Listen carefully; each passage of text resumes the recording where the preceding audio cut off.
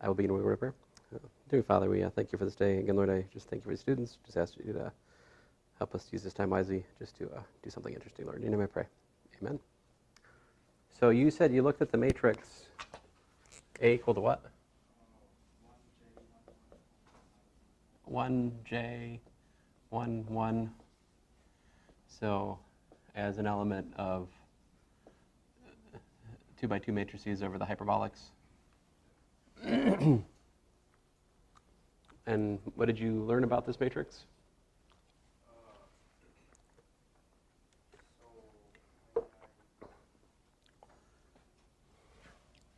Let's see here. So you calculate the. I guess we should probably calculate the characteristic polynomial, right? That's a good, because otherwise anything else you tell us will seem like dark magic.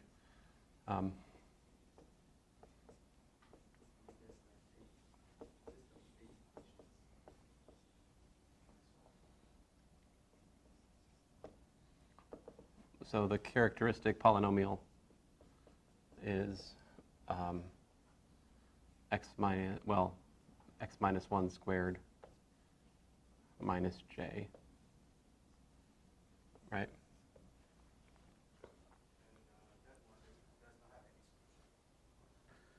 There is no square root of j?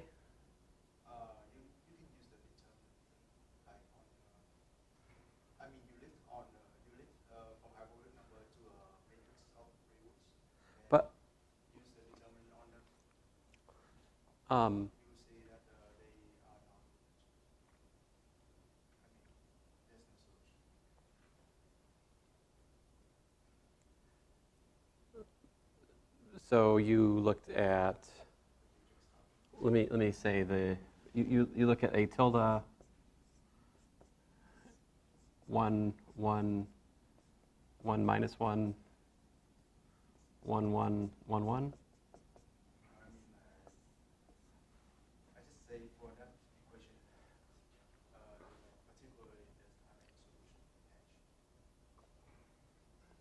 So the PA of x equal to 0 has no solution. And to prove that, yeah. I use the theoretic from any algebra to this corresponding matrix algebra. Okay.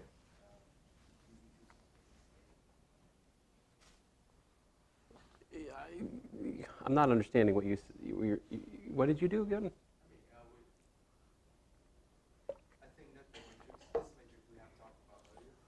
Okay. So, I mean, in short, it does not, the characteristic polynomial does not have a solution. Yes, but I mean that I believe you. But you what did you do? You looked at the. I mean, how did you prove that exactly? That's what I'm not following. Is you say you did something with the matrix algebra? So you remember the regular representation of a large algebra. Okay.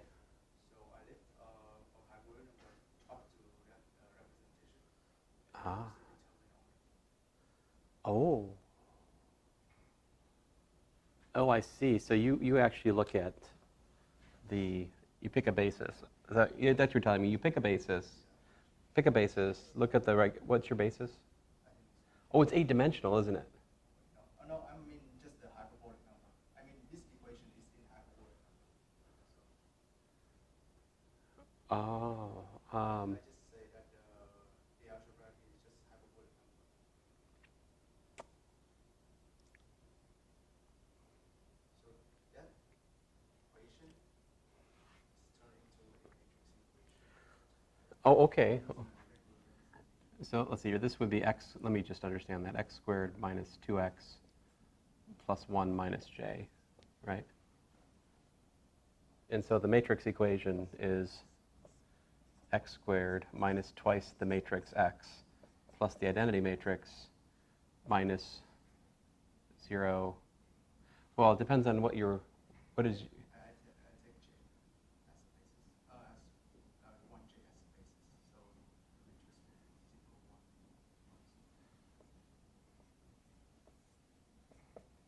So the question is, can you solve this matrix equation?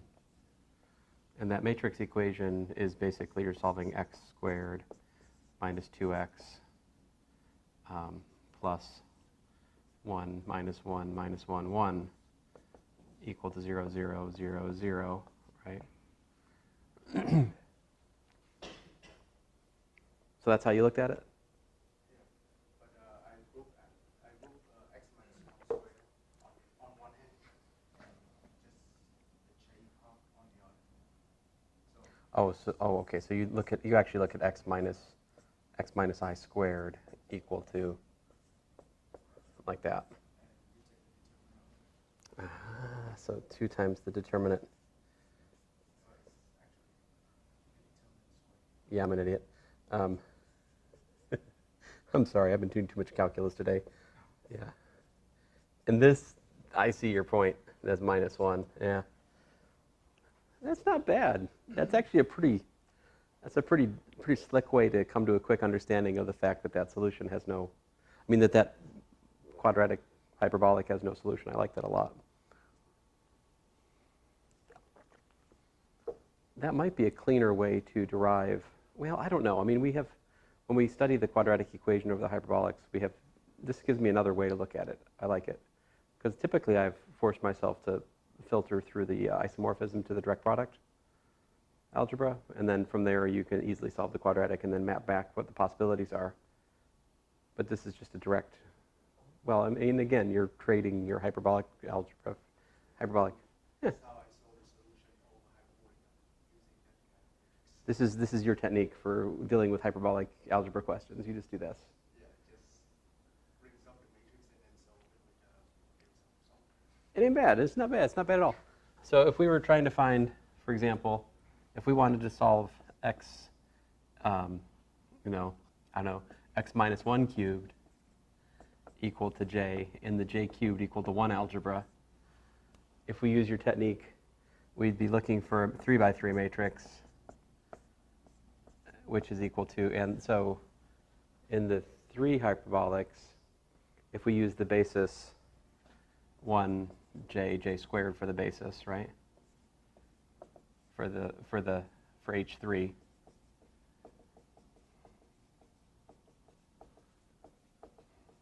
For that guy, then the representation, the regular representation with respect to that basis of j is 0, 1, 0, then times j, and times j squared. Well, surely better go, right? I don't really need to think about it. And so I'm asking the question, is there, can we actually calculate the cube root of j in some sense, right?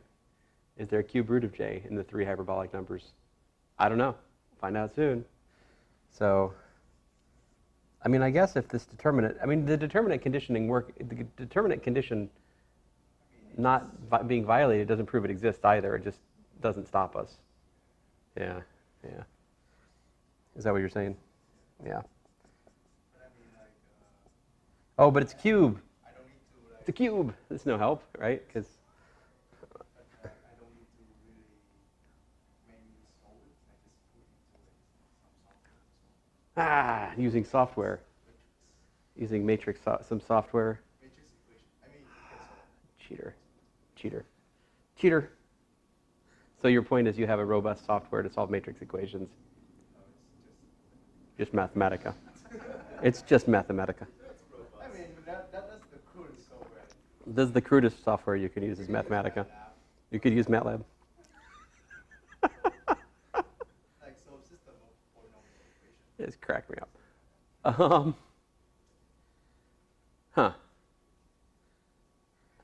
I don't know. See, this is where having some sort of polar representation of the 3 hyperbolic numbers would be super nice. Like trying to find a, how would you find a, if you were looking for the square root of j, how would you do it in terms of the representation?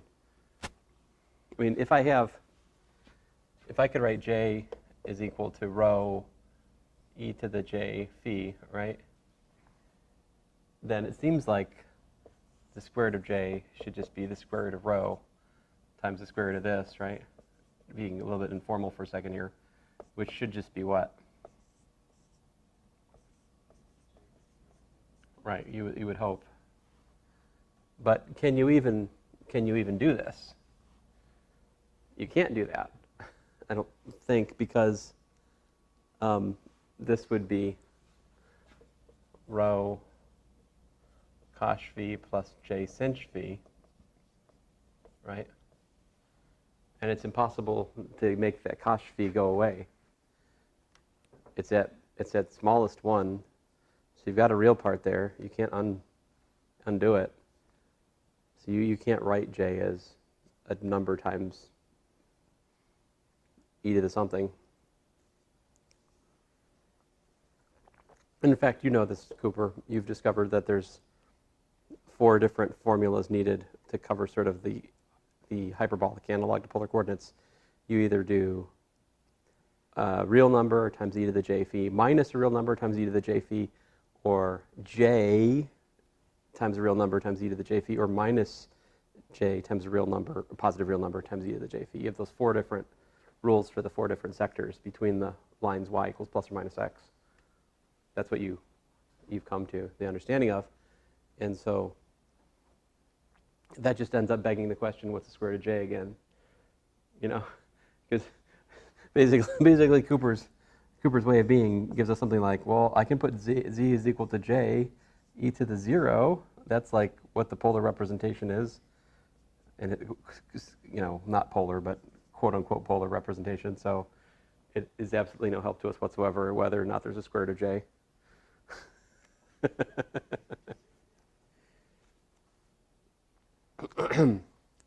In a simpler time, and if I had a simpler existence, if I was to come up with undergraduate research projects, I would probably focus on this sector for like sophomores, like find the square root of hyperbolic numbers. You see there's plenty here to just toil over with a less sophisticated understanding of things. It would be fun. What's that? I do have a square root. I have a formula for the square root.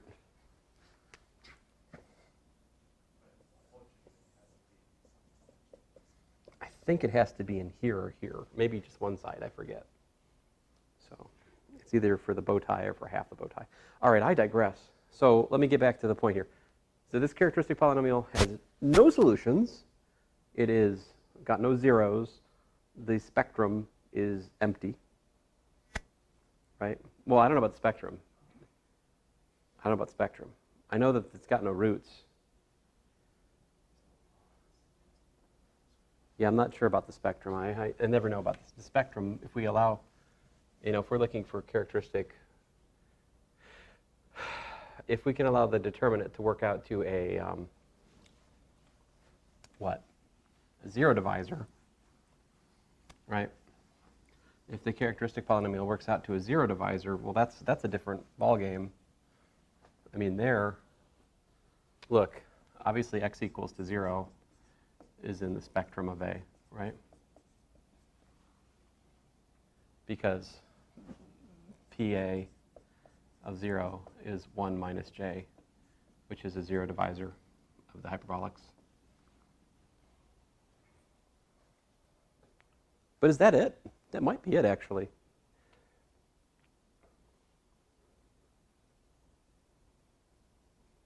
I mean, x minus 1,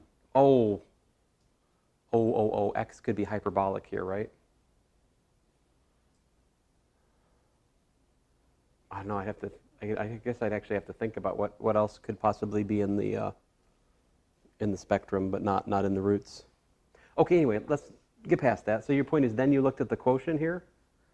You looked at what did I call it? A tilde, which would be, in this case, hk mod k minus 1 squared minus j, right?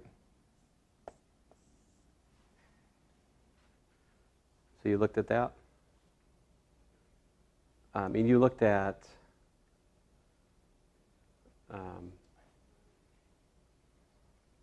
yeah, so this what's this look like? This is A plus BK, right? Such that K minus 1 squared equals to J, I suppose. And here A and B are what? hyperbolic numbers. Then what did you do? I mean, I've forgotten. Sadly, I've forgotten already. We actually look at.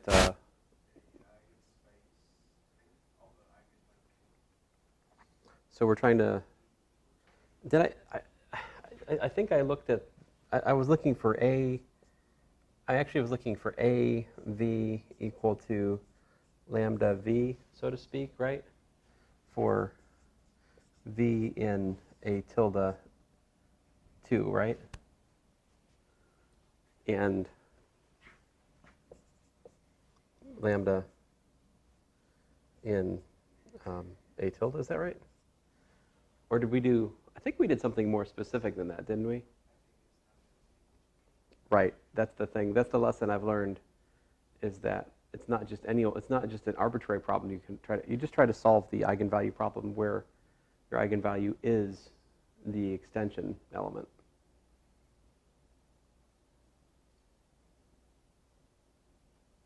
Which is a little bit different than what we do in complexification, I think. I mean, when I complexify a matrix and I try to find its complex eigenvalues, I don't insist that the eigenvalue be I, right? So the algebra structure here is a little bit different than the standard complexification, I think, if you think about it. But okay, so you're saying what I should be trying to solve is, what did you say? KV, that's what we want. And so what's that?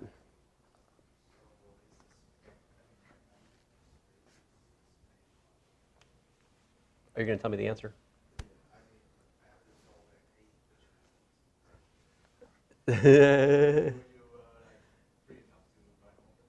Well, I mean, let me just write down what you did. You solve A minus K times the identity matrix, right? Acting on V equal to 0. And so that is explicitly 1 minus K J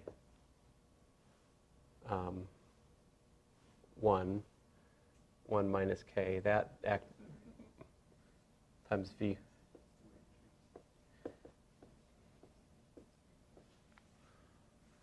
So that's four hyperbolic equations, which you then changed to 8 matrix equations because you know how to solve symbolic matrix equations in Mathematica. No, I mean, 8 what? 8 equations. Oh, you changed it to 8 real equations.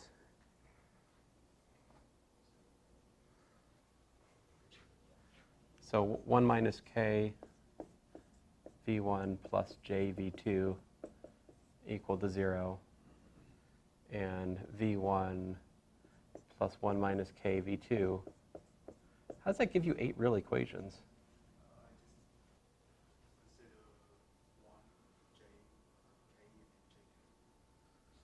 So your basis 1, J, K, and JK?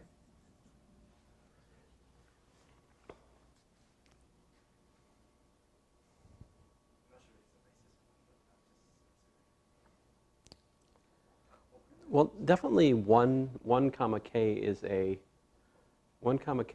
H basis. So that makes sense to me that 1 comma J comma K comma KJ is a real basis.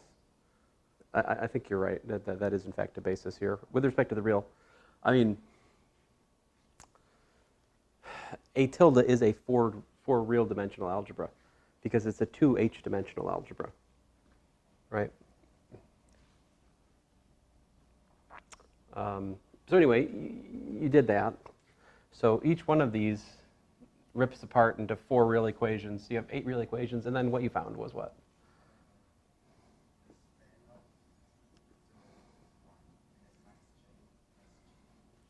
The span of vector what?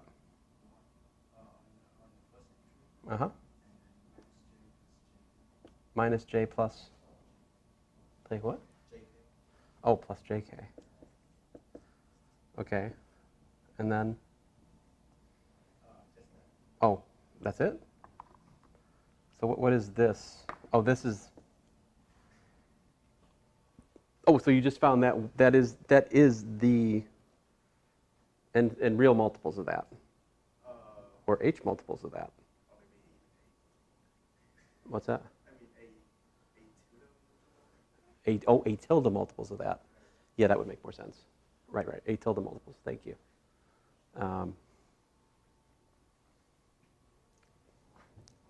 Okay, so the v basically is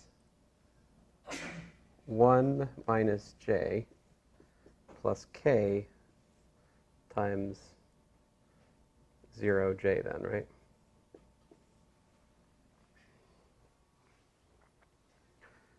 So when I look at that, so the basis I was talking about in our last meeting that might be interesting, in this context, that basis is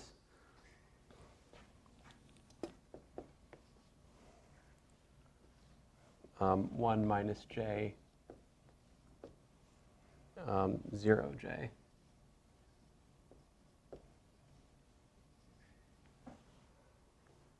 So then you said that when you actually did the similarity transformation for this basis, it wasn't anything particularly interesting with respect to A.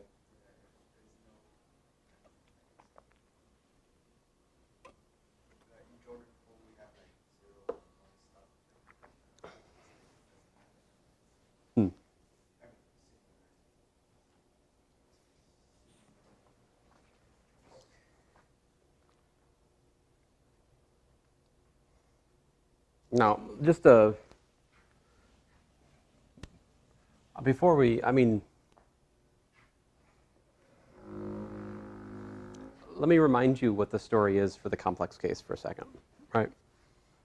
So in the complex case, if we got a real matrix A, and we have that A plus IB is equal to alpha plus I beta times A plus IB, right? So here, A plus IB is the V, so to speak.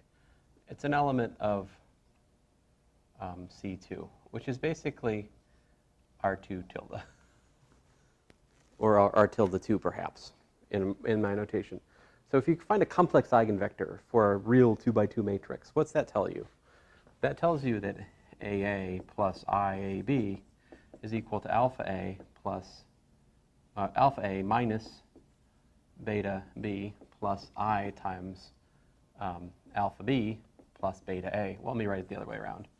Beta A plus alpha B, right? So then if you let your basis, since I used beta for something else, be the vector A comma B, well, with respect to that rather special matrix, if we look at L sub A, as usual, left multiplication by A, and you look at the matrix of L sub A with respect to this basis, which I call gamma, I guess, gamma.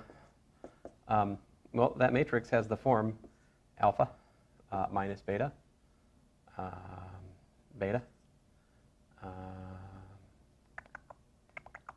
alpha, right?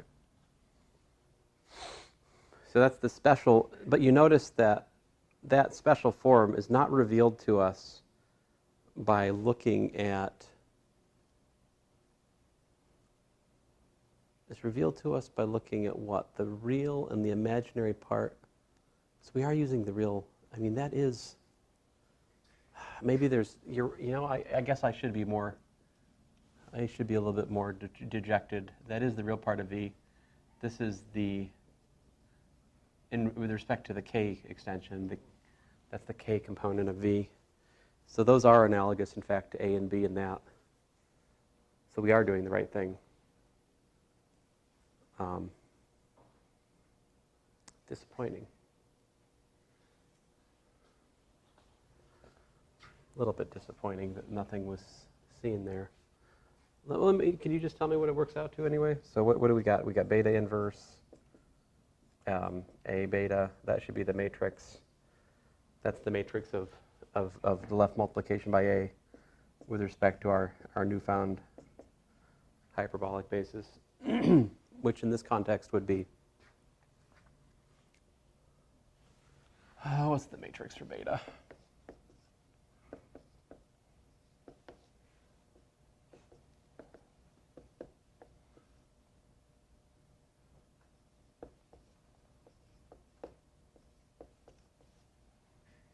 So apparently the inverse is un 0 un j. That's the inverse. And a is whatever it was. What was it? 1j11. And beta was what?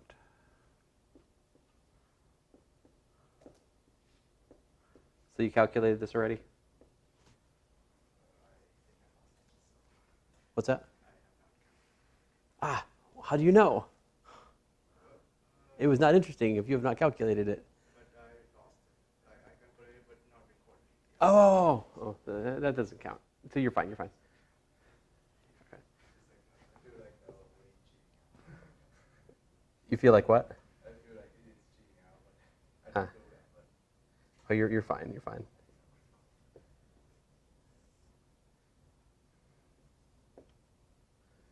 Ooh, look at these zero divisors. Oh, wait a minute. That's j plus, wait a minute. Actually, that's not, that's j plus, that should be 2j, right? 2j.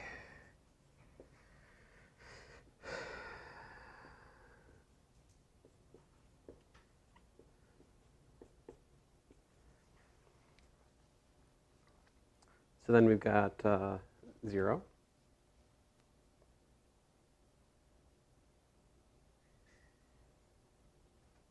Oh, yeah.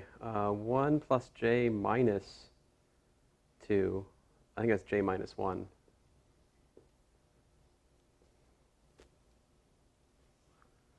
And what's there?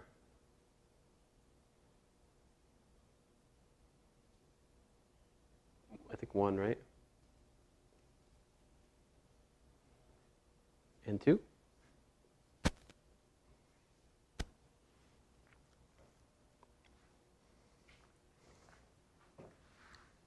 Oh. So at this point, we have to ask ourselves the question, is it anything?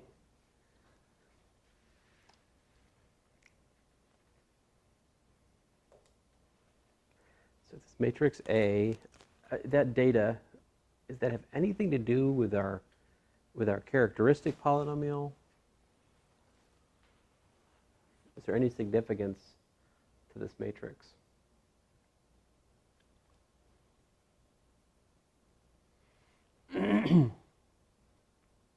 I mean, there's a zero divisor there.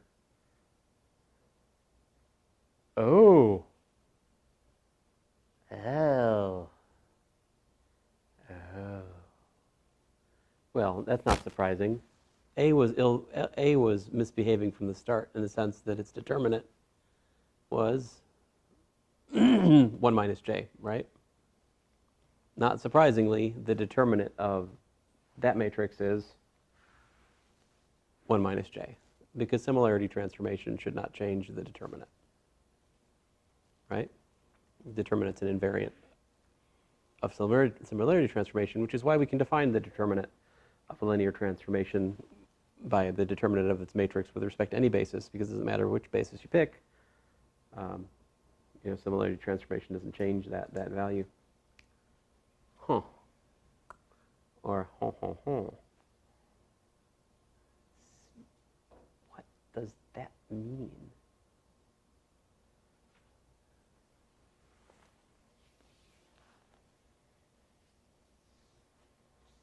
I see that 0 and 2 probably put into PA would have like 1 minus j. But that's all I can say. 0 and 2? Yeah, when you input in characteristic polynomial, you got the same 1 minus j. Oh, you think this might be like a complement, almost like a companion matrix kind of thing? Like that 2 and the 1 have to do with the x squared minus 2x plus 1? And the 1 minus j is the minus. I'm not sure about the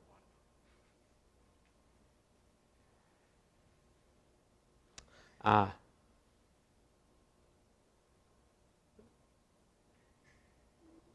Yeah, it's hard to say from this. What's that? What's the companion matrix? I think that the characteristic is the companion to the characteristic. What is the companion matrix to the characteristic, actually? Ah! Stupid. Transpose of 0. Stinking me.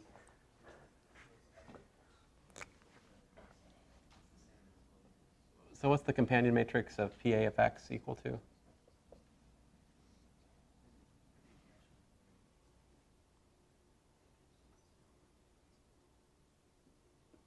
Let me ask a different question. What is the companion matrix of x squared plus bx plus c? This is a 2 by 2 matrix, right? What is it? I don't remember. 0, 0? I remember it's negative the transpose of negative c and then 1. So negative 0, negative c1. So that would be the transpose of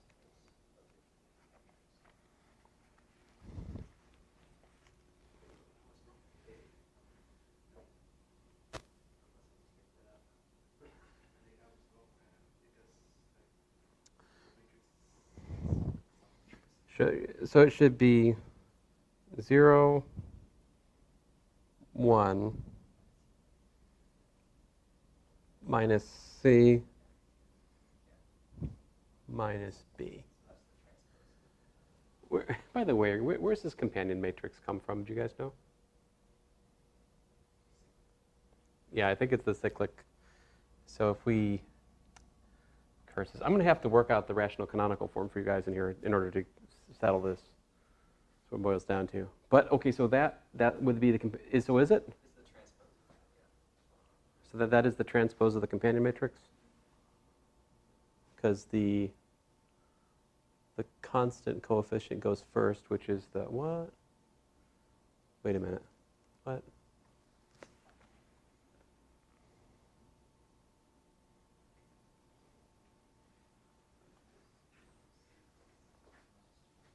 But the thing is,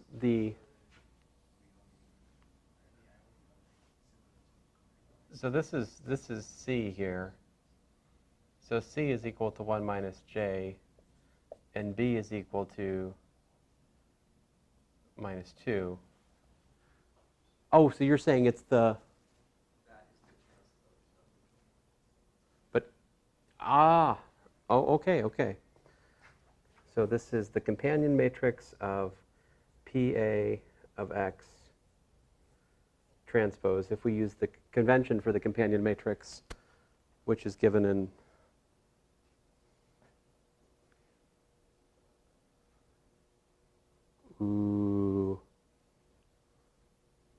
I want this to not just be an accident. I did one that when we have no solution, we got the basis.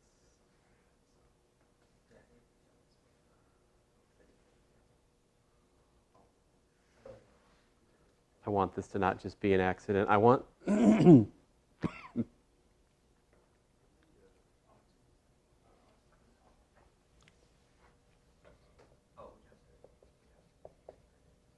So here's a conjecture. Given A in the n by n matrices over an algebra, right? There exists, now here's where I'll probably get in trouble, a solution v not equals to 0 in a tilde to the n, solving a v equals to kv, where a tilde, of course, we formed by polynomials in K, mod the characteristic polynomial in K, right? and V is V1 plus V1k plus da da da da da plus Vn k to the n minus 1. That's a 2. Sorry. Provides basis beta V1, V2, da, da, da, da, da, V sub n for, an for which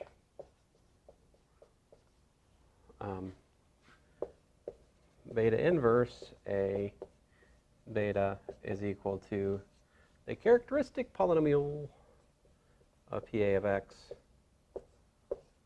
transpose.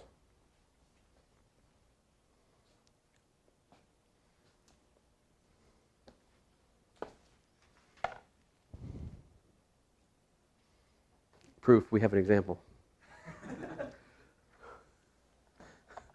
Proof by 2 by 2 example. Huh.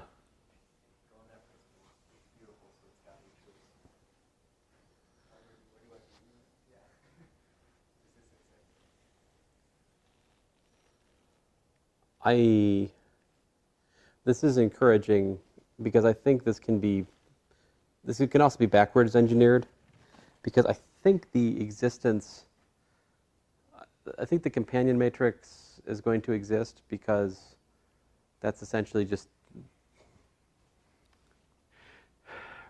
rational linear algebra, and then we always got to copy the rational numbers and everything. So I think I can construct a companion matrix for a polynomial, even though the coefficients are from an algebra, they're not from a field or whatever. I think that construction still makes sense. And so since that construction still makes sense, there exists a companion matrix which does this, and I'm pretty sure the existence of the companion matrix is tantamount to the existence of this non-zero V in the extension algebra, which consequently means that there exists the vector that we talked about last time, which has within it the whole solution set by the component-wise stuff. Does a lot of conjectures, though. That's a sketch. Maybe not even that. So where to start here?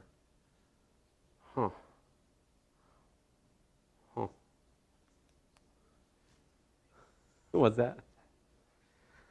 I suppose we probably should talk more about what is the companion matrix, right? I mean, that's the thing that we need to come to terms with what that is.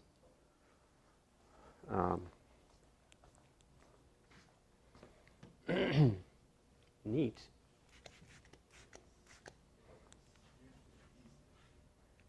You have taped all this, right? Okay.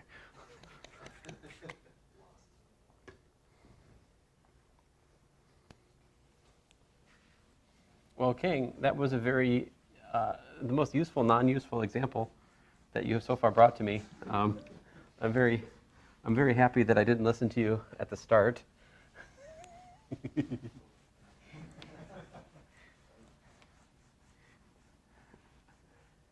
Although experience has taught me I should usually listen to you. But it's very vague what we're looking for, too, right? Like you say, it's nothing interesting. Well, when I look at that, too, I think you're right. That's not an interesting matrix. The question is, what on earth is it, right? So.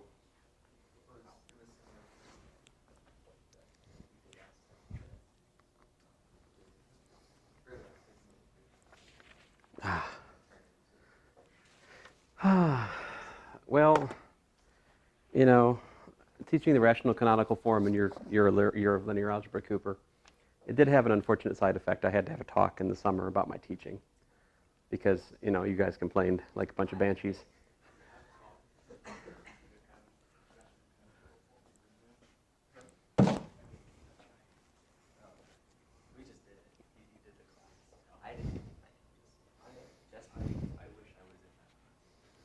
That was the either the best or worst linear I've ever taught. There were, I mean, I know of at least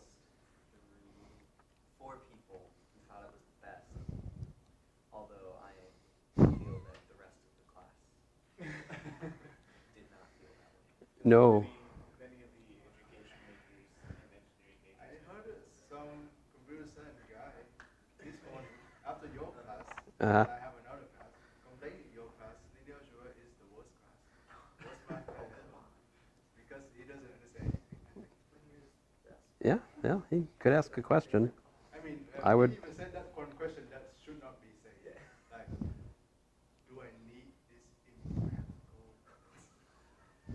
Wait, the computer scientist? We have applied linear algebra. He could. No, he just say to one of the teachers. Oh, okay. Say he's kind of complaining, but it's not topical there. But no, another one is there.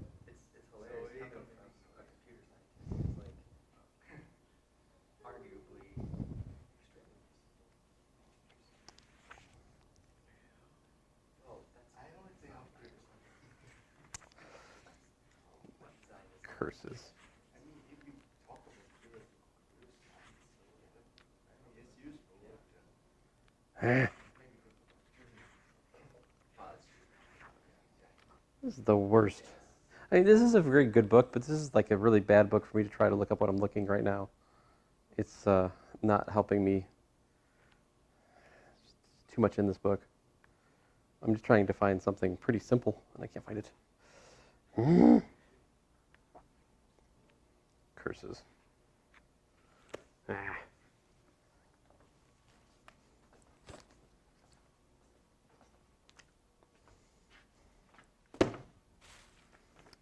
Well,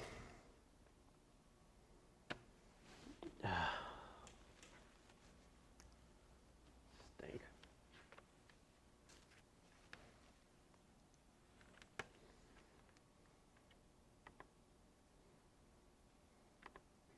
The rational canonical form does, like, its general enough to cover your algebras, right? Or is that what we're trying to figure out? Yeah, I'm sorry, guys. I got to prepare to talk about that. I'm not off the cuff. The trouble is, it's not even worth. It's not in debate that is the companion matrix, suitably adapted to matrices over an algebra. All right. But what I don't. Here's the thing: I can't do right off the cuff at the moment. Is suitably adapt the whole discussion leading to companion matrices for matrices over an algebra. I've forgotten the starting point of that discussion, and that's what's keeping me from starting here. I mean,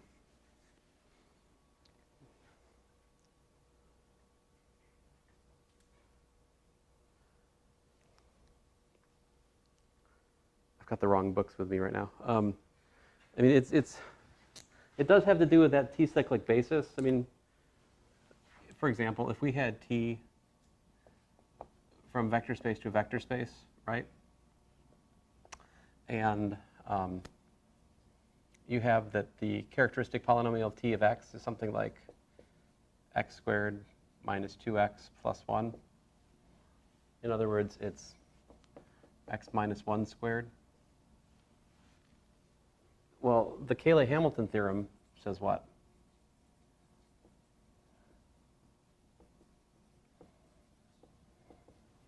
It says that if we plug in T into its own characteristic polynomial, we get 0, right? But let's see here. So if we let x be not equal to 0 and consider the basis beta equal to x, t of x, right? T squared of x.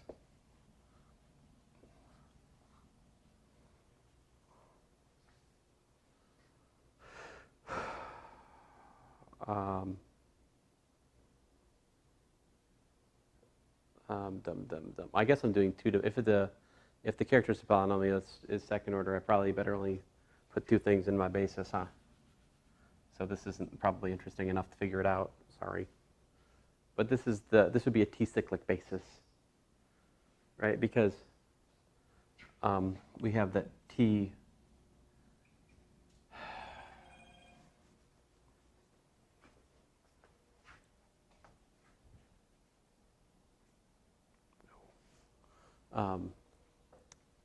I guess I need that x is not in the kernel of t, huh? That's what I'm forgetting how we start here. Subspace spanned by x, t, x, t squared x. Up to some point, it will be, I mean, you can select them up to some point. That is true.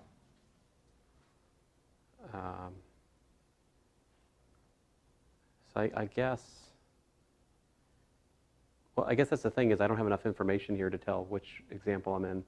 You're right. So there are two different cases, right? T of x not equal to 0, then this is probably a basis for v, right?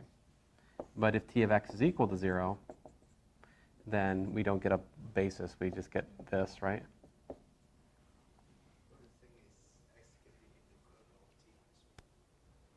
X could be in the kernel of what?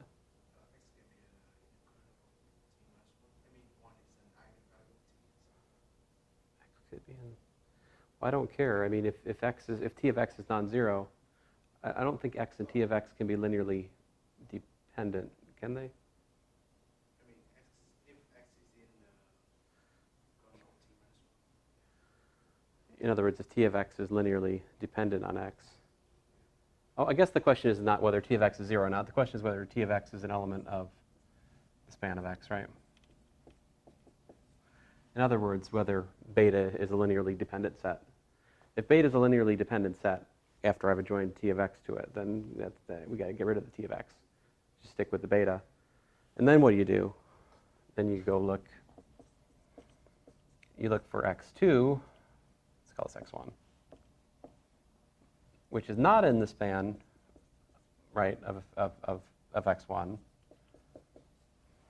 And you're done, because it's two-dimensional. So in case 2, if your total basis, this is called beta 1. So if your total basis is x1, x2, then the matrix of t, matrix of t with respect to beta. I don't know. It is whatever it is, I guess. I mean, what is it? God, I don't even know. I don't even know. I can't even. Stink.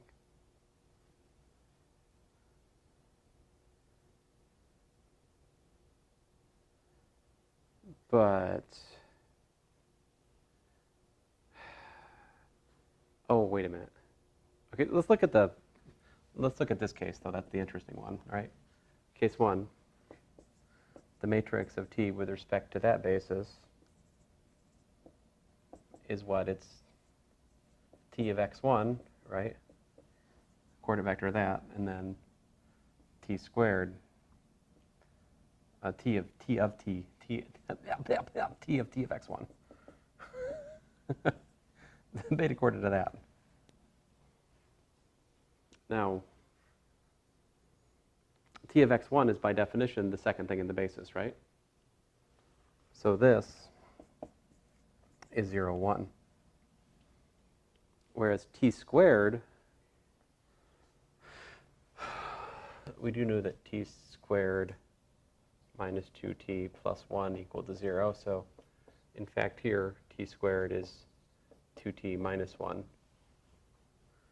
And so this is really, t squared of x1 is nothing more than 2 times t of x1 minus x1, in fact. And so the coordinate vector of that is what? Minus 1 and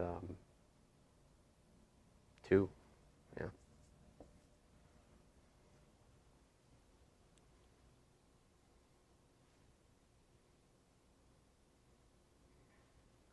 So that's the rational canonical form for t in the case that t had that structure. Again, my t is, I just gave us the characteristic polynomial for t. You can have the same characteristic polynomial in different minimal polynomials, right? So like without additional information, we don't really know which case we're in.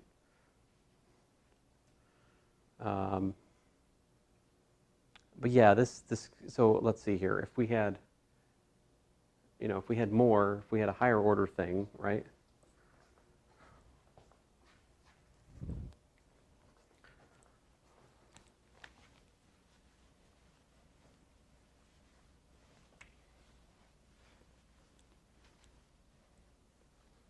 So suppose we had a basis that was like x, t of x, t squared of x, t, t to the k minus, well, t to the n minus 1 of x, right? Suppose you happen to be in a context where this is a linearly independent, all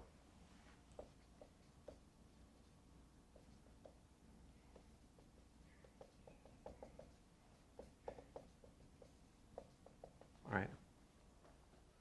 In that case, if we look at the matrix of t with respect to that basis, right? We're looking at t of x, coordinate vector of that, t squared of x, coordinate vector of that, and then t to the n of x, the coordinate vector of that.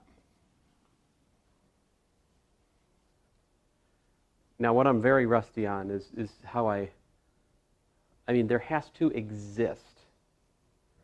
The thing is, if that is a linearly independent, if V is n-dimensional, right? If V is n-dimensional, then it must be that there's a linear dependence. If I look at, it must be that Tn of x is equal to some polynomial, and it has to be that Tn of x is equal to something like, I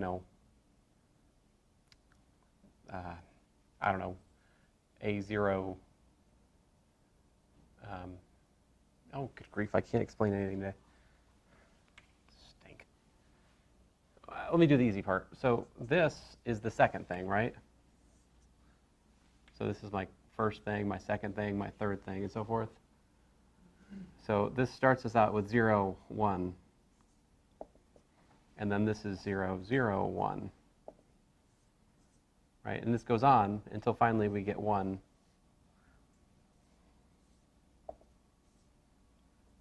Like that, right? This is n minus 1 columns, where you're looking at E2 all the way out through En. And then what's interesting is the last column, what happens there. I mean, if I have the Cayley-Hamilton theorem in hand, then it's pretty easy to say what happens. Because the Cayley-Hamilton theorem, which is grossly inappropriate to use at this point in some sense, because I think that is something we prove using the rational canonical form. Maybe. I don't know. I'm a little rusty here, unfortunately. But the larger point here is that, there exists, so t to the n plus an minus 1, t to the n minus 1, plus plus a1t plus a naught, right?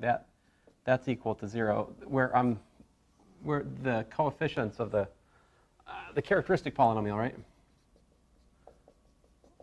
In this context, x to the n, an minus 1, x to the n minus 1, a1x plus a naught. So you see what happens there?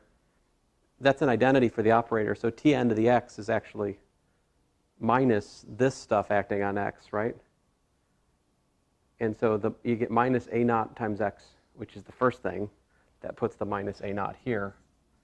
And then we get, a minus a1t acting on x. That's the second thing. That puts the coordinate here, and so forth and so on.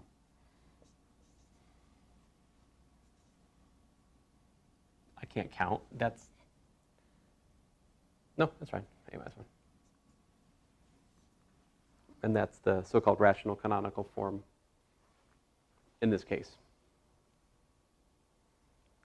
Generally speaking, your linear transformation has a characteristic polynomial which factors, right? And then the different factors pick up different blocks. But you can prove that each factor has its own sort of invariant subspace of the total space, which transforms to itself. And with respect to those invariant subspaces, you can find a rational canonical block for each thing, such as the total form of the transformation is, with respect to this string of cyclic bases appropriately joined together, each block corresponds to this rational canonical form kind of thing. So, I don't know, I'm going to have to, I haven't taught this in a little bit, and it's not something I use all the time. And so I need to go back for myself and back to base principles and try to build the rational canonical form machine, from scratch to make sure that we can do that we can justify that conjecture over there. I need to do some homework for myself on what to do. Now, the Cayley-Hamilton theorem it's in this book, right? This has a section on Cayley-Hamilton. So I know that there's a Cayley-Hamilton theorem for matrices over commutative algebra. But knowing it's in this book and knowing it for myself are two separate things. Yeah, so, yeah. Guys have any questions?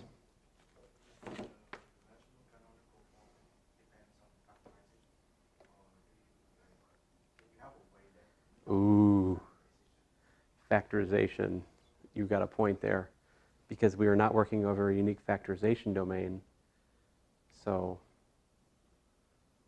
that could be a significant fly in our ointment. Yes. That is something we got to look out for. I can't dismiss that concern. Which might just mean this wouldn't be surprising in some sense, right? We've already learned that. Okay, so we should already know the answer is not going to be unique. Because when you can diagonalize a matrix, well, I can't say that either. I was about to say that diagonalization of the matrix is the rational canonical form, but I don't think that's actually true. There is a relation between the Jordan form and the diagonal form. Like, a Jordan form is a generalization of diagonalizable. Rational canonical form, it's something else. It's got something else to do with things that are less. Okay, the advantage of the rational canonical form is as long as your field you're working over has rationals as a subfield, then the rational canonical form exists. Jordan form, on the other hand, is depending on the eigenvalues all being in your field, of which there's no guarantee. For example, if it's real, you have complex eigenvalues, or you got no real Jordan. You have no Jordan form over the reals. However, then we invent this thing called the real Jordan form, which exploits the AB basis that I was showing you earlier to build a basis in which the matrix is not diagonalizable, but next best thing. It's got blocks of rotation matrices and so forth. All right.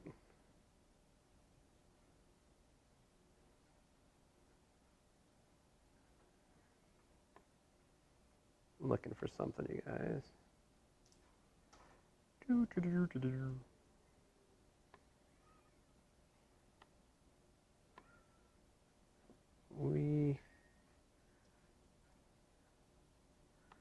We should have some fun in here as we go on. I should take a few, maybe I should take a few class meetings to show you guys some of the things that you might be interested in terms of advanced math. If I can find a good example. Yeah, maybe different topics.